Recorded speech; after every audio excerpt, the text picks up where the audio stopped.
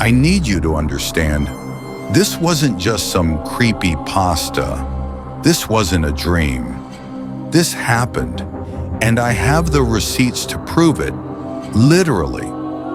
It was the fall of 2021. I'd been working nights at a 24-hour quick stop of Route 17 for about 3 months.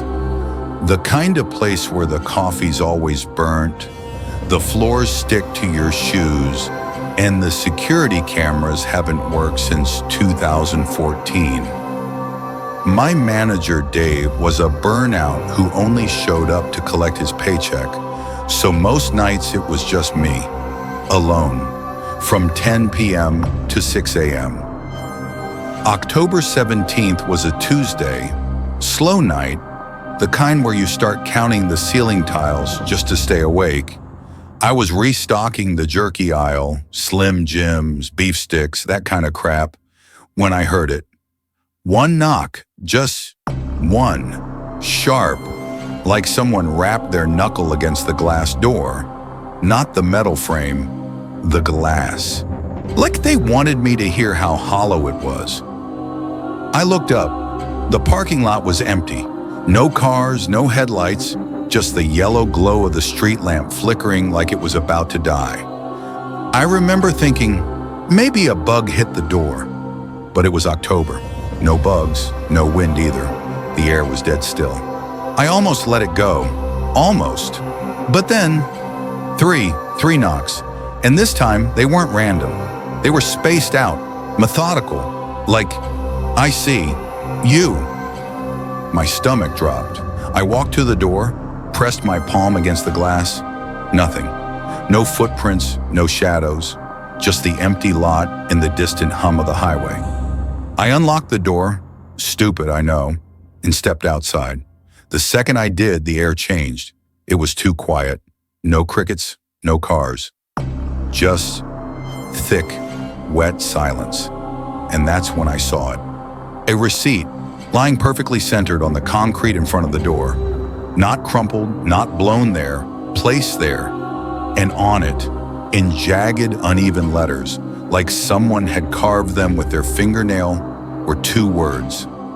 Let me in. I grabbed it, ran back inside, and locked the door. My hands were shaking so bad I dropped my keys. I told myself it was a prank. Some drunk asshole messing with me. But then I looked at the receipt again. It wasn't from our store. The paper was thicker, older. The ink was faded, like it had been sitting in sunlight for years. And at the top, the logo wasn't Quick Stop. It was some place called Highway 17 Gas and Sundries. I'd lived in this town my whole life. There was no gas station by that name. Not now, not ever. I called Dave. He didn't pick up, typical. So I did what any sane person would do. I threw the receipt away and tried to forget it. But the next night, same 3 knocks, same empty lot. And this time, there were 2 receipts, both from Highway 17 Gas and Sundries, both with the same message, let me in. But the handwriting, it was different, smoother, more practiced, like whatever wrote it was getting better. I checked the security cameras, nothing, just static at 11:43 p.m. Every single night, like clockwork. By the 3rd night, I set up my phone to record the door. The video showed nothing, just me staring at nothing, flinching at empty air. But the audio, you could hear breathing, wet, gurgling, like something was pressing its mouth against my phone. And right before the recording cut out, a whisper. Almost inside. I called the cops on the 4th night. Officer Reynolds showed up, took one look at the receipts, and shrugged. Kids, he said. Like that explained anything. But then he picked up one of the receipts, the one from that night, and his face went pale. Where did you get this? He asked. I told him. He didn't believe me, because according to him, Highway 17 Gas and Sundries burned down in 1983, and the owner, he was never found. I quit the next day, never went back. But before I left, I did one last thing. I checked the security footage from the night before, and at exactly 3:17 a.m., hours after the knock stopped, the camera glitched just for a second, and in that second, you could see him, a man, standing behind the counter, smiling, and in his hand, a receipt with my name on it. I still hear the knock sometimes, on my window, on my front door, and every time I check the ground, just in case, because one day, I know there will be another receipt. I'm in. I still see Elias sometimes, in diners, in bus stations, always in that same brown jacket, always watching, but at least he stayed at the gas station.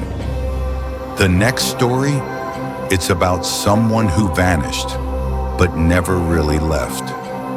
Her name was Lacey, and if you check the security footage, she's still on shift. You ever get that feeling when you start a new job? That itch in the back of your skull like something's off? I should have listened to mine. October 12th, 2020, my first night at the Crossroads truck stop. 11:47 p.m.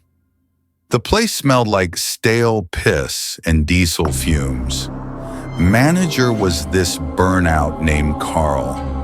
Chain-smoking Marlboros, permanent dark circles under his eyes. He barely trained me.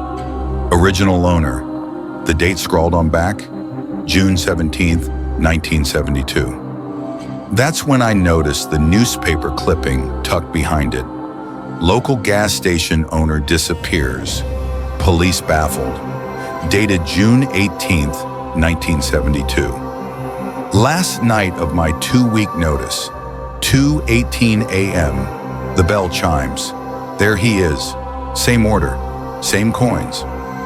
This time when I hand him his coffee, I ask, "Did you used to work here, Elias?" He looks up, really looks at me. His eyes, they're not right. Too dark, too deep. Like if you stared long enough, you could see the parking lot through them. "Still do," he says. Then he slides a key across the counter. Old brass with the number 3 stamped on it. "Your turn soon." I left the key where it fell, quit that night, moved 3 states away. But sometimes, when I stop for gas in some nowhere town, I'll see a brown leather jacket in the corner of my eye, and I know he's still making his rounds. Let me take you to story 3, and it is about the employee who never clocked out. Listening into this, a coworker disappears, but the security cameras show them still working their shift night after night. Her name was Lacey Monroe, 22 years old, worked the graveyard shift at the Petroplex off I-90, just like me. And one night she vanished, but the cameras, they never stopped seeing her. It started on a Thursday, October 28th. I came in for my usual 11 p.m. shift, and the manager, Ron, looked like he hadn't slept in days. "Lacey didn't show last night," he said. "Didn't call. Just gone." Weird, sure, but people quit. They ghost. It happens. Then Ron said something that made my skin crawl. But the system says she clocked in, and the cameras show her here all night. Ron pulled up the security feed from the night before. Timestamp 10:58 p.m. There's Lacey, blonde hair and that messy ponytail she always wore. Blue Petroplex vest, walking in like normal. Clocking in, smiling at the camera. Then 11:32 p.m., she's restocking cigarettes. 12:47 a.m., mopping near the coolers. 3:16 a.m., sitting on the counter, swinging her legs like she's bored. But here's the thing. I worked that night, I was here, and I never saw her. Not once. We checked the whole store. No Lacey. Called her phone, straight to voicemail. Ron was sweating now. "Look at the feed from tonight," he said. The time on the screen read 1:23 a.m. right now, and there she was. Lacey, stalking the snack aisle, moving in these jerky motions, like a puppet with its strings cut. I ran out to the aisle, empty, no one there. But on camera, she was still moving, still working. Then she turned, looked right at the camera, and smiled. We searched her locker. Inside was her phone, her keys, and a note. Just one sentence, written over and over in shaky handwriting. I clocked out, I clocked out, I clocked out, I clocked out. Except she hadn't. The system showed her still clocked in. 89 hours and counting. Ron called the cops. They pulled the exterior footage. It showed Lacey leaving at 6 a.m. 3 days ago, walking out to the parking lot, then vanishing mid-step, like someone edited her out of reality. But the interior cameras, they never stopped recording her. They closed the store for a week. Plumbing issues, the sign said. When we reopened, Ron had quit. The new manager told us not to talk about it. But sometimes, when I'm working alone, I'll see something in the corner of the security monitor. A flash of blonde hair, a blue vest, and the time clock. It still says Lacey Monroe is on shift. 1,247 hours and counting. I think she's still trying to clock out. They painted over Lacey's name on the schedule, deleted her time card. But the cameras, they never stopped seeing her. And I swear, sometimes the snack aisle smells like her perfume. But the worst thing I ever saw wasn't a person. It wasn't even alive. It was Pump 9. And the thing inside it, it's still hungry.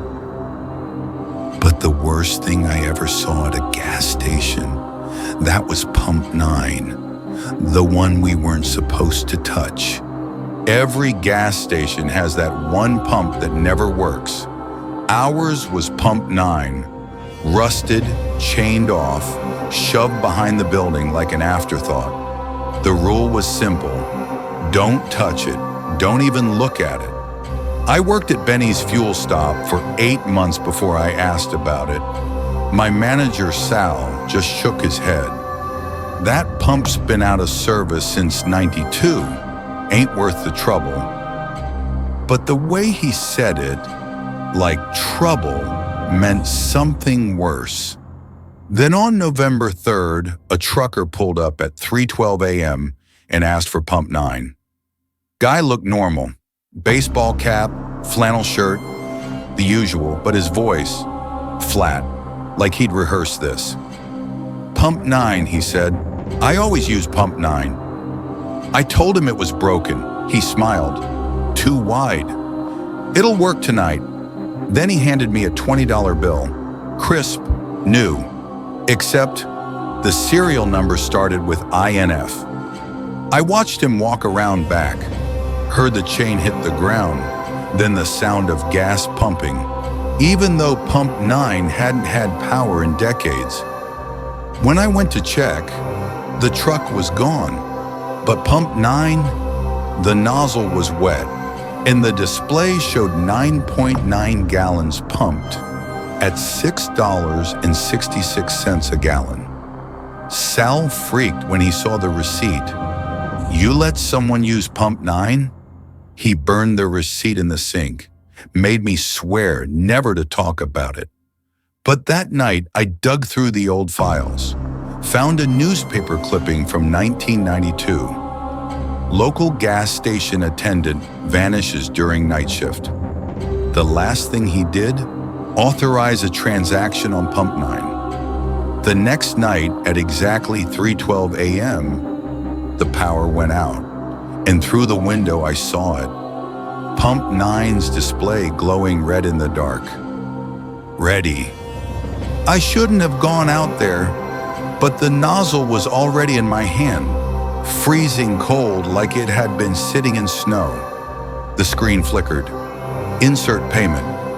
That's when I heard it. A voice, not from the pump, from inside the pump, whispering, "We'll take years instead of dollars. Just 9, that's all." I dropped the nozzle, ran, called Sal screaming. He showed up with bolt cutters and a priest. They removed Pump 9 the next day, but sometimes when I drive past old gas stations, I check behind them, just in case. Because I know what I saw, and I know Pump 9 is still out there, waiting for someone who's short on cash. These stories, they stay with you. Maybe you've seen something like them. Maybe you've worked at one of these places. If you have, you already know. Some gas stations aren't just stops on the road. They're hungry. Maybe you've seen things too. Maybe you've worked the night shift. Maybe you've heard the knocks. If you have, you already know. These stories aren't just stories. They're warnings. And there are so many more to tell. So hit subscribe right now, unless you want to risk missing what happens next time the gas station lights flicker at 3 a.m. Because trust me, you don't. And if you do subscribe, leave a comment with the words Pump 9. And I might just tell you about the basement underneath that gas station.